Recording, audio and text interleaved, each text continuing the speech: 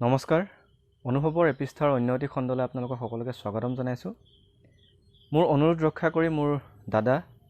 হেমন্ত শৰ্মা তামুলীয়ে মোলৈ এটা কবিতা পঠিয়াইছিল আৰু সেই কবিতাটো মই কিছু আবৃত্তি কৰিব চেষ্টা কৰিছোঁ মই আবৃত্তিত একেবাৰে বেয়া মই কবিতা আবৃত্তি কৰিব একেবাৰে নাজানো তথাপিও কিছু মই প্ৰয়াস কৰিছোঁ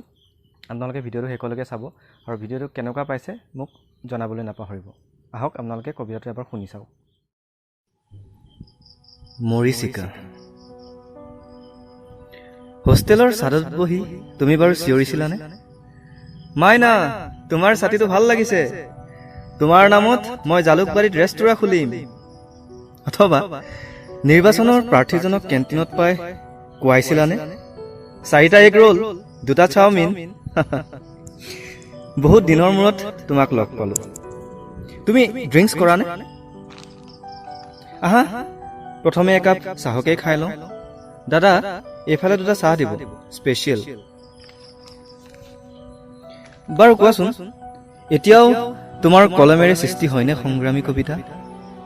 আন্তৰিকতাৰে ওলাই যোৱানে ৰাজপথলৈ সেইবোৰ বাদ দিয়া আচ্ছা তোমাৰ সেই বিশ্বসুন্দৰী প্ৰেয়সীৰ ঠিকনা কি যাৰ পিছে পিছে তুমি কৰিছিলা ইভিনিং ৱাকৰ প্ৰেক্টিছ এচি ব্লেকৰ বটল খুলি ৰাষ্ট্ৰগঢ়াৰ সপোনৰ আমেজেই বেলেগ যেতিয়ালৈকে নেদেখা ৰাস্তাত ছিটিকি থকা তেজৰ কণিকা উখুৰা মুখুৰা পৃষ্ঠাবোৰ সুদৃঢ় নহল ইউটপিয়াত মানুহবোৰ ওলাই অহা বছৰেই হ'ল কানি কাপোৰ কোলা হ'ল অথচ